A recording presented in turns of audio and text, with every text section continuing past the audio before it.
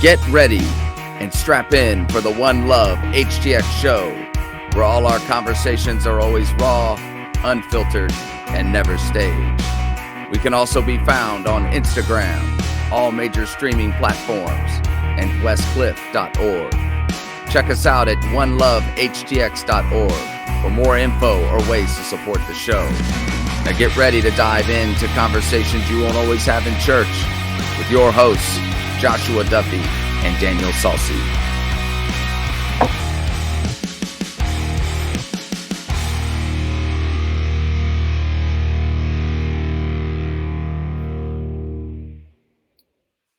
Welcome back. Welcome back to another episode of One Love HTX Westcliff Climb Pilgrim Church in Houston. Joshua Duffy, Daniel Salsi here to have a good time. Let me just first start off by saying you are probably very lucky, for every listener and watcher right now, that this is not Smell-O-Vision. I didn't think about it. We were running late today, and I was like, oh, let's grab something to eat. So I grabbed Pokey with lots of onions and goodness in it. So I've got a whole stack of lifesavers here. So if you see me taking a lifesaver, I'm trying to protect Duffy. So that's why we're shoulder to shoulder today. Right. This message has been brought to you by Lifesaver. Save your friend. So, all right. So we're gonna dive right in on all this wonderful goodness. Keep an eye out for the One Love HTX website. We are still working on March 2025. Going to be a big event, a lot of fun. Cannot wait for that. And it's going to be good. So today's episode is called "If I Knew My Death." So again, I asked Duffy, I was like, do you have any idea what that might mean? He's like, no clue. And I got the picture, and he was just sending me a picture. Tell him the picture you sent. So I sent the picture to him today. That was just like a funny picture, and it was pumpkin spice communion cookies. And naturally, it's on podcast day. So what am I doing? You're thinking, I'm like, oh, we're talking communion. We're talking sacramental theology. I called a professor 2 hours ago. I had a question. So now my mind, I got to get out of that mode. Nope, nothing about pumpkin spice communion cookies. There it is. But I thought it was funny. It was funny. Great. And you should probably adjust during the holidays. Yeah. All right. So if I knew my death, what is this about? I just want to start this off by saying a couple of things. I don't know. We still don't know a lot about our listeners. We know a couple of them or a few of them as we get to know the people through either in town or someone may respond. We don't get a lot of responses. We get a lot of listeners. We're in 43 countries right now, seem to be growing. Germany, again, is another huge one. We haven't heard a peep from the people in Germany, so we don't know who you are. But I just want to say again, if anything, we want to know, das ist gut? Yeah. We want to know. Gosh, we just lost all of our listeners in Germany. Yeah. So we want to hear from you. We really want to hear from you. So if anything hits you as you listen to the podcast, any questions come up, anything, please write some comments either on the YouTube page. You can also do it. I have it all set up for Instagram that you can set it up on there. And then also the podcast themselves through Apple iTunes and Spotify. There should be a place to leave a comment or ask questions or anything. We'd love to hear from you, even just to say hello, where are you from, and get to know you a little bit more. So with that being said, if I knew my death, I'm saying this because, again, I don't know the belief systems of everyone, and at this point, it really doesn't matter. I had a guy at the gym tell me this the other day. He had this really cool necklace on with a cross, and it kind of looked like a rosemary, but rose, is that what it's called? I'm getting hungry. A rosary, not a rosemary. A rosemary necklace. A rosary bead necklace, but not really. And I said, are you a Christian? Are you Catholic? Are you Orthodox? And he said, man, I just follow God. And I went, oh, and he told me the story, how he got it. A lady gave it to him when he was on a mission trip, prayed for him, and he's just never taken it off for 7 years. And as we had that conversation, he was like, I never know who I'm going to run into. And the last thing I want to do is offend where they are or shut them down. He said, so I'm not embarrassed of my God, but I'm just happy if someone says they are following God, they're seeking a higher power, because at that point it's up to God. And he said, the God that I serve will definitely reveal himself to them no matter what. And if I can start a conversation and just love them where they are, love my neighbor as myself, God will have his way with them regardless. And I was like, that's a great way to kind of look at that. So in saying that, if you maybe you got a hold of this podcast to a friend or what have you, but stay tuned in to this one, because this is a very interesting. I think it talks to all of us, no matter where we are in our walk, no matter where we are in our life. So it starts off with a story in John 21, where Jesus has already died. He'd already been sacrificed, and he'd been risen from the dead. The guys are out fishing, the disciples. They see Jesus. They don't recognize him. They're not catching any fish. And he's like, hey, throw it on the other side. Throw the net on the other side. And they did. And then one of the disciples recognizes it's Jesus. And Peter freaks out, tears off his garments, jumps in the water. And he leaves everyone behind to deal with the hundreds or thousands of fish that they had pulled in. And he's just too busy trying to get to Jesus because they recognize it was him. Get to shore.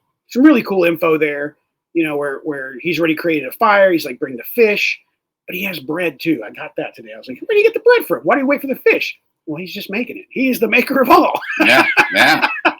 So he's prepping all this stuff, and he's having these conversations with everyone. And the part of the story I really want to focus on is the part where he actually foretells of Peter's death. And it's really interesting in the verses. It says that Peter recognized, as they were kind of walking along, that, and he says it like this: the one whom Jesus loved was following them, meaning John. I love they just don't say, hey, John was following. He's the one that Jesus loved. Yeah. And he said, so the one that Jesus loved was following them, and the one who at the Last Supper leaned back and said, hey, Lord, who will betray you? That was John. So it points out who he is, and then he says,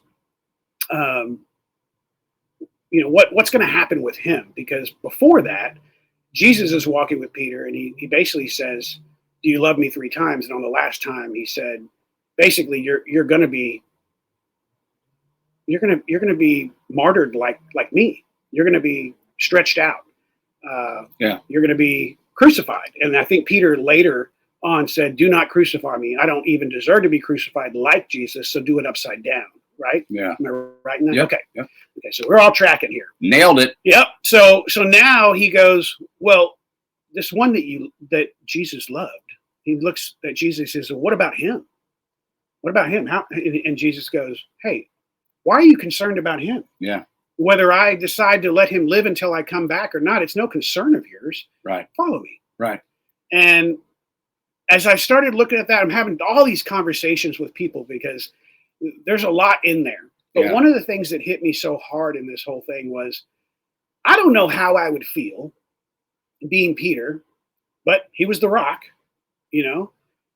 knowing how I'm going to die.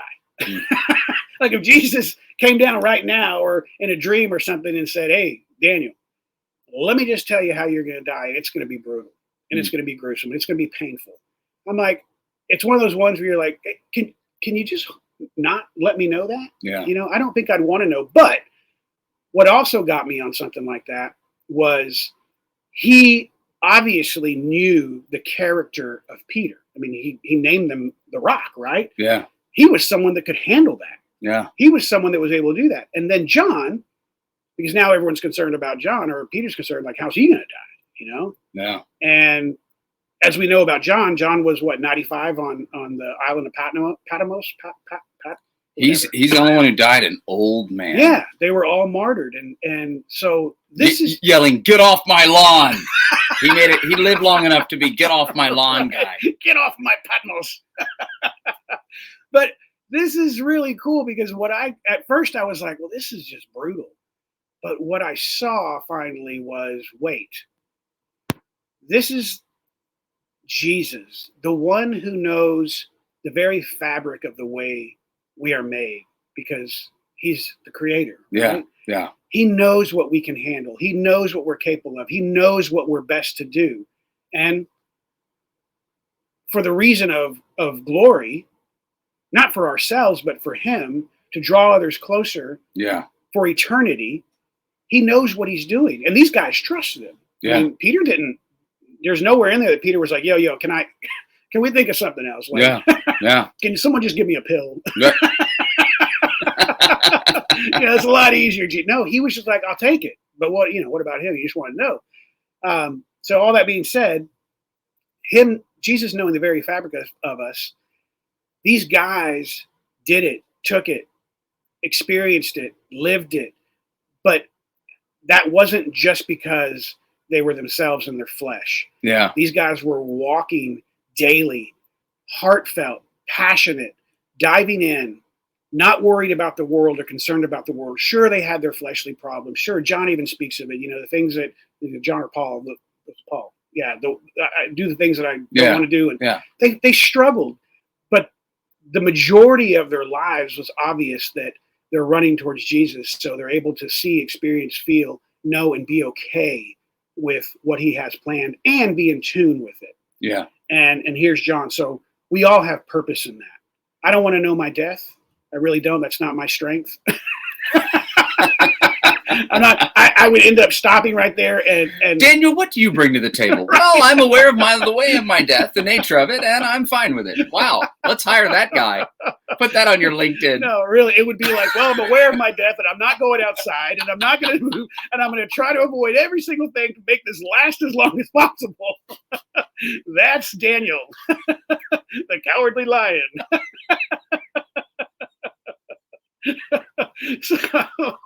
So with all that being said, this actually gave me encouragement, and I want to speak to everyone, no matter where you are. There is such a purpose in every single one of us. We are connected to the Creator, the one that knit us in our mother's womb, the one that created us, that knows the very details and the fabric of our lives and everything. He has a plan for us, and that hit me like, how much time am I avoiding? How much time am I missing? How much time and opportunities have I been distracted by? Right. And following, being the best real estate agent I can be. Yes, it's smart. This is what he's given me. These are the things that he's given me. Being a good, podcaster and talking and whatever, but using my gifts for his glory, that's where the hope and the joy and the peace and the presence of this temporary life lead more into eternity. Yeah. So wherever you are, I just want to say, you are, whether you agree with it or not, there is a creator, and he has knit you finally in your mother's womb and has a purpose for you and is available to you. And so that's where I was like, I'm just going to talk to myself. If I would just spend a little bit more time just speaking to the Creator as I do through prayer and saying, I've learned to start my prayer not with, this is where I'm struggling. This is what I want. These are my needs. I've learned to cut back and go, wait a second. Let me just acknowledge who you are first. Yeah. That's where I want to start, because if I can get in alignment with that and acknowledging you, then hopefully my prayer will be less of my flesh and more towards you. And it typically is. Not excellent at it, but it's getting better. But then just to ask God too. Yeah. Like, what do you have for me? Is my job to become the best CEO of a company, or am I being distracted by that? Is my job to be the best friend to, such and such, the best husband, the best father, or am I being even distracted by that? Yeah. And those are icing and cherries on top of what you truly have planned for me. Lord, show me. Well, I think I'm just going to say two quick little anecdotes from my 5-year-old. All right, I'm getting a lifesaver. And you can see, please do. No, I'm kidding. Totally kidding. And you can see, I get these little reminders right now while we're in the kid phase of life, what Jesus says, you should have the faith of a child. And I'm getting to live in the season right now where I get to see why he would say that. Two quick examples. I'm about to tuck my daughter in. She said that she prayed And at the end of her prayer, she told me that she told Jesus that she hopes he has a good day. Oh, how old is she? 5. Oh. And I'm like, in my entire existence on this earth, I know he has a good day, but I've never thought, hey, by the way, big guy, I hope it's a good one for you. Like, I just was so. Or is that have a good 1,000 years? Right, exactly. I was just so blown away at, like, I don't think that way. I think of it as it's just give me what I want when I want it. Like, I never even think like, so how's it going up there? Yeah. Or a day after, like just a few days later, she's like, Dad, I saw God. I see God. The sun was coming through the clouds. God is here. He's everywhere. And then an airplane flew between his legs. Oh, that's so cool. So it's like the way a child envisions the size of God, the grandness of God, right, the accessibility of God. All that kind of, a lot of those formalities go out the window. At the heart of it is relationship and simple childlike trust, and they're big and they got it. And my worries and concerns on her level are the most basic needs. Right. And when those are met, thank you, God. There isn't a laundry list of nuanced whatever. I wish there was a book on keeping our children in that mindset. Man, I know what you're talking about. It's crazy. It's beautiful. Okay, now I want to touch on another thing you're saying. It's so interesting. Is that we are all living in a bizarro world time. And I think slightly. if anyone who's listening to us is a Western civilization side of the conversation, you came out of a season where if you were a Christian or just a member of a church, your voice and the voice that you were a part of was the dominant voice. It drove culture, entertainment, politicians, the political landscape. Everyone checked with the church as to whether or not they could get away with X, Y, or Z. It wasn't that people have always been sinful. We've always had debauchery and every kind of, this, that, and the other that's wrong. But like that the church held such pull in culture and society. Well, a lot of us, I would say, for me, I'm 43, I would say my grandparents and my great-grandparents, that was more of a reality, and maybe even earlier. And then we're all kind of experiencing this phase where you're one of the voices. You're not the most powerful at the very epicenter of the conversation. Now there's a conversation that's happening, and you're kind of on the outside of that conversation. Everyone nods, and they're appreciative that you're talking to some degree, but you're not at the middle of the consideration of what we do moving forward. Right. That's the way it was. That's not the way it is now. And logic, God can always change the course of history, as he's done many, many times. So please, take that for what it is. But if history is anything, by the time you look at what we're talking about with John, as an example, that's not just an outside voice. Now that circle, so to speak, has turned against that outside voice. And I think that's where Jesus was preparing these guys to understand that you're going to walk in a culture that is well beyond tolerating you. They're not going to tolerate you. And in fact, at some point you're going to have to say, are you with me or against me? Mm-hmm. And it doesn't matter how nice you are. It doesn't matter how you say it. Once that comes out of your face, it's against you. And I think for all of us, and I will be honest, that's in my flesh is a scary thought, as I can feel personally the current moving not more towards the center of that conversation, right, but feeling as though I'm already on the outside of it, and the mothership eventually all eyes are going to be. And is that going to happen in my lifetime or my children or my grandchildren? I don't know.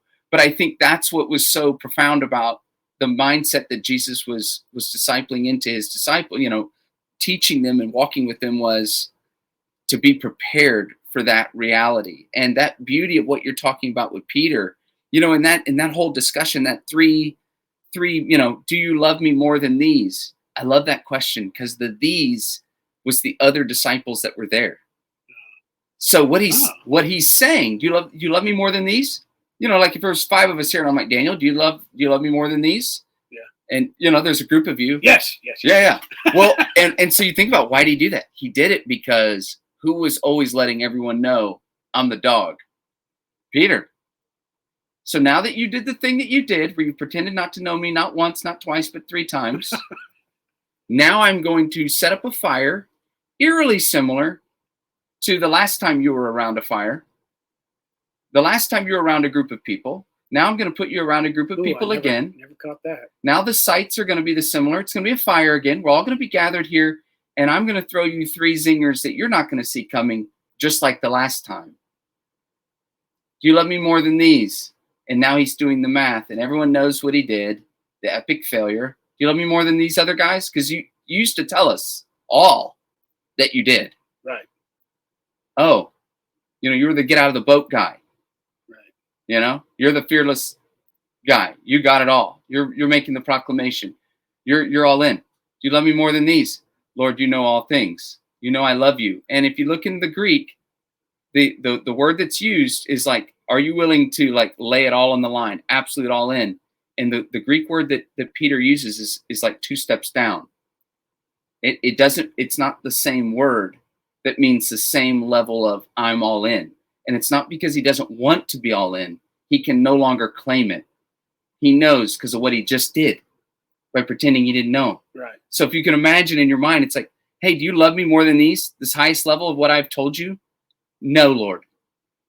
You know, but he doesn't say no, Lord. He says, yes, I love you. But the love is a different kind of love. It's that, yes. Yeah, like, yeah, I love you. Yeah. And then he's like, and then what he does is he blows his mind. You're in. Okay. I want you to do this. Now I'm going to ask you a second time. Starting to feel familiar, dude? Wow. Do you love me? Here it is. High level again. Highest level. Sacrifice. Trade your life for it. He responds, Lord, you know I love you. Not the same word. And he goes, okay, get after it. Let's do this awkward, excruciatingly uncomfortable moment one more time. Do you, and this is what Jesus does. If you look at the Greek, it's the same kind of love that Peter used the first 2 times. Can you get me here, dude? Yes, Lord. Go get it. And so what I want our listeners to hear is like one of the powerful points to this is Peter in front of his peers had to own, I don't know if I have it. I'm not so sure. I ran out of whatever juice I had prior to the night when Jesus was arrested. I was able to go on my ego, my intelligence, my tenacity, my bravery. Well, that all ran out around a fire when they were hauling him off, and I pretended I didn't know him. And I can no longer pretend in front of all of you that I got it. I do love you. I'm not convinced I'm even worthy to be on this team. I did swim here to get to you. I do love you. We all know the truth. You all saw what happened. And what Jesus is getting across is like, that's enough.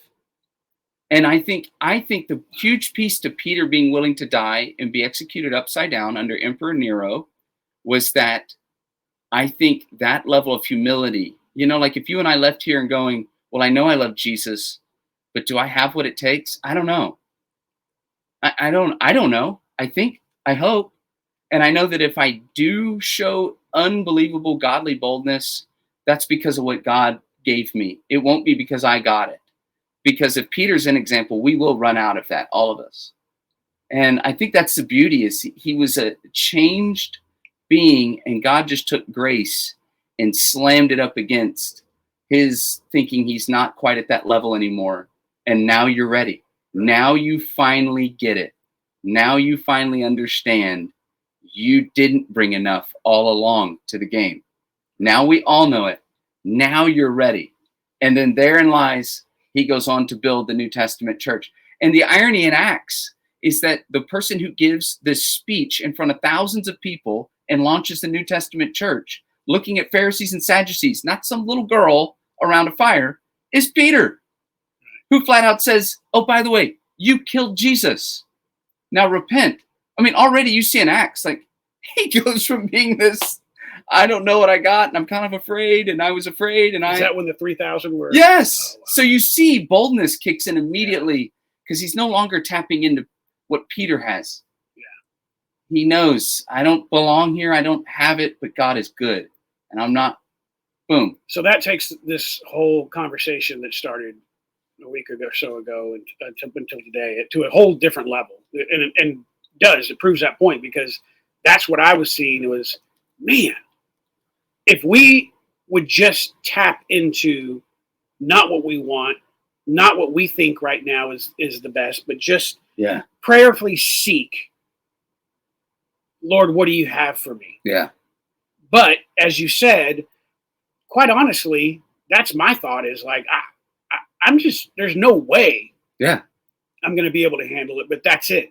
And to say that encourages my heart, and I hope it encourages those listening, that you don't have to have the high level Jesus. He's just going, do you have an ounce? Yeah. Do you have a mustard seed? That's do it. Do you want to be a part of this?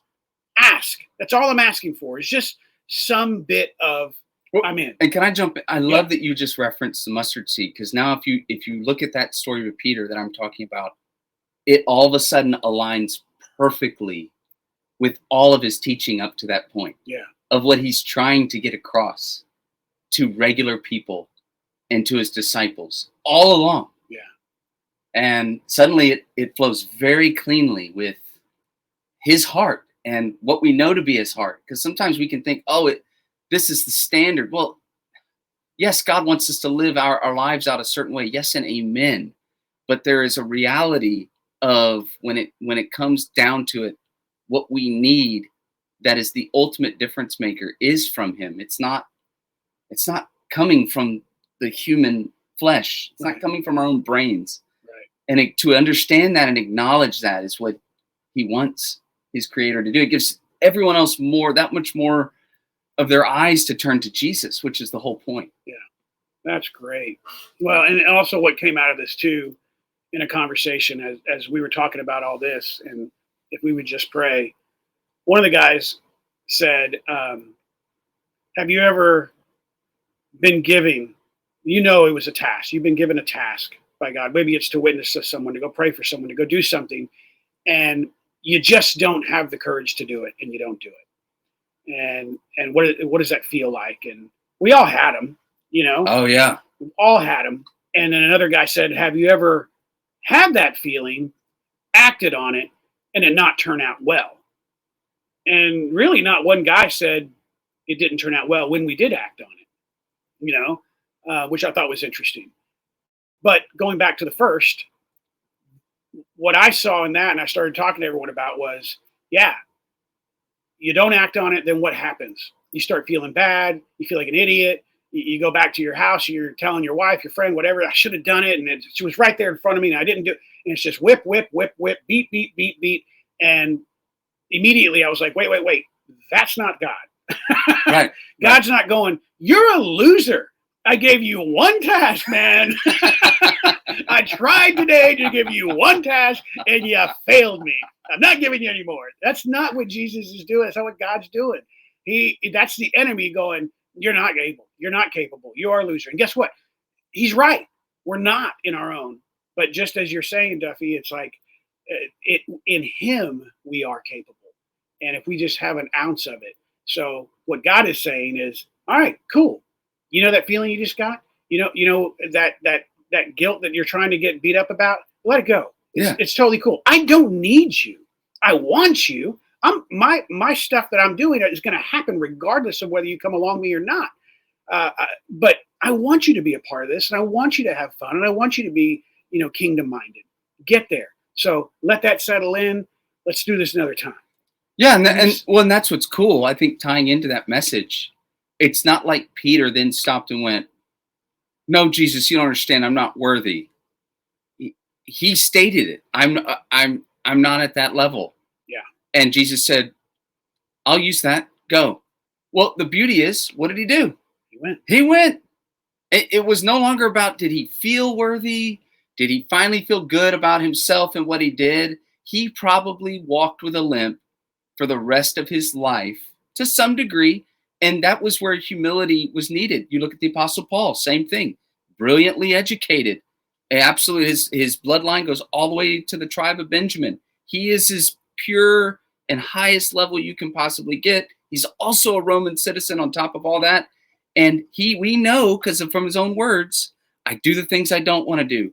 God allowed Satan to have this demon that does nothing but just torment me. We don't even know what that is. The beauty is he doesn't state it. So it could be anything. Right. Something's a physical element. Maybe it's something emotional, mental. Who knows? The beauty of it is that is a struggle. And he comes to the conclusion that God wasn't going to take it, because it's in Paul acknowledging his weakness that there God's grace is sufficient. Therefore, that is where God is strong.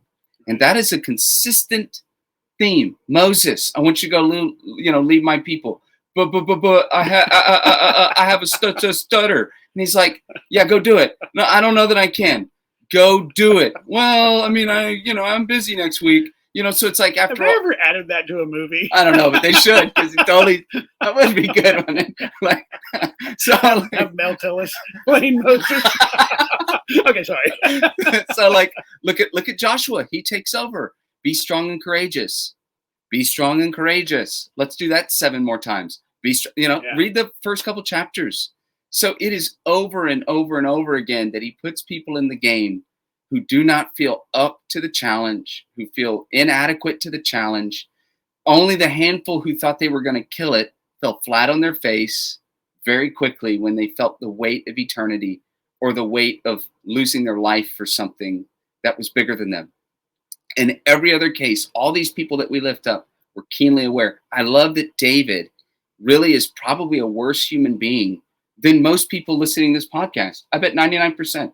99%, if you looked at David like a real person who lived nowadays and look at the things he did, very few people we know in society have crossed the lines he's crossed.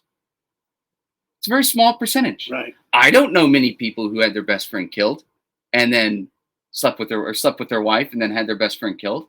I mean, I don't know about you. I guess I really dug deep in my phone. I could find somebody that's done something, but David, that's the beginning of David's issues. Look at David's family. He's a horrific father. There's rape and incest that happens within his own family, and he doesn't deal with it. His own son is the one who mounts the attack against him. His enemy is his own son. For the kingdom, it's not some outside power. His own son hates him that purely that he would mount a coup against his own father. So David, in a number of levels, he's a train wreck. But go read the Psalms.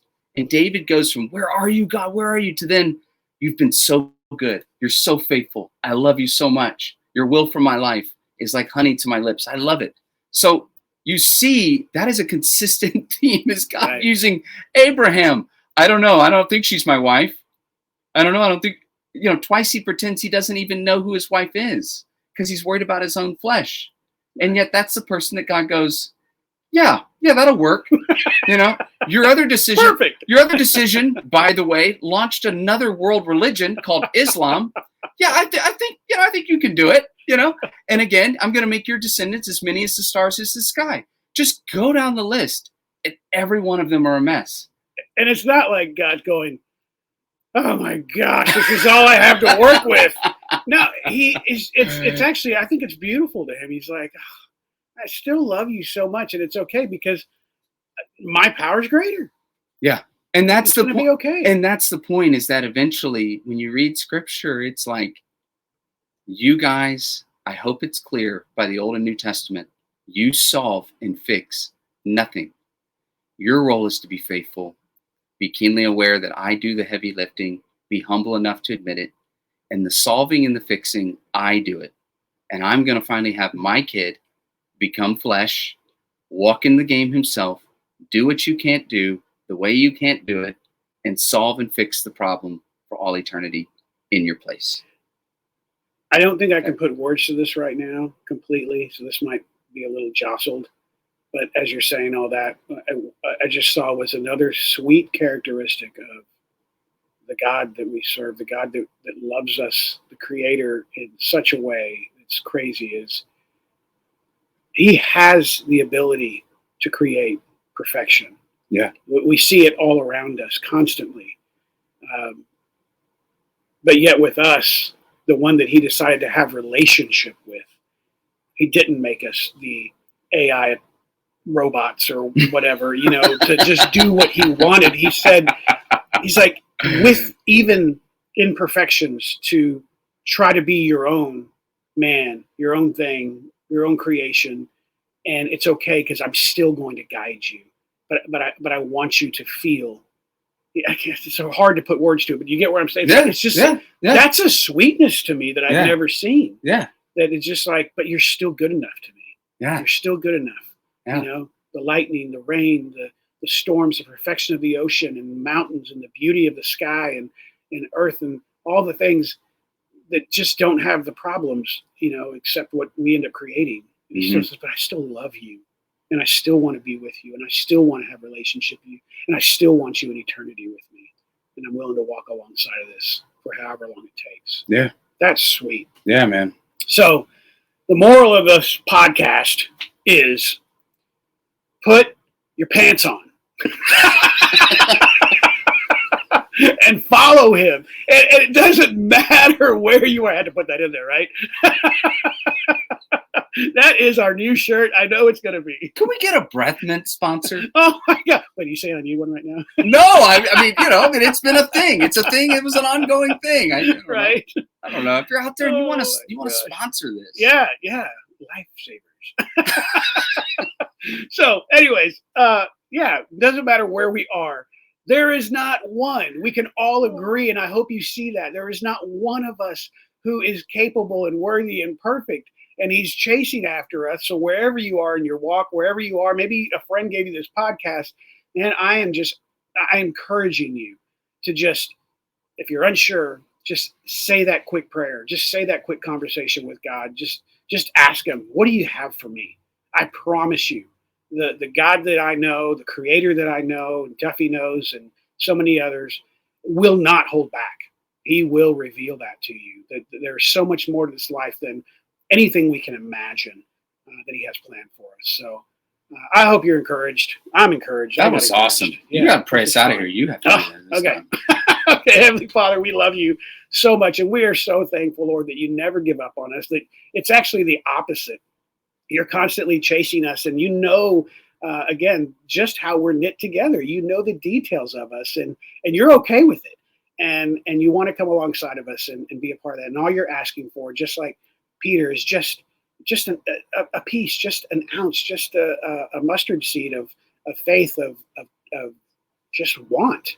And Lord, I want that. I know Duffy wants that, and so many others. Lord, I just pray for others to have that grow in their heart, to want to know you more. And I pray, Father, intercede on behalf of all those listening right now, that if anyone's praying that prayer, Lord, what do you have for me? What am I missing? What do you want me to see, Lord, that you would do that? I know you will. And we ask that in belief and in hope and in prayer to you, the one that loves us so much. We thank you, and we just can't wait for more. In Jesus' name, amen. Amen. Peace out. Put your pants on.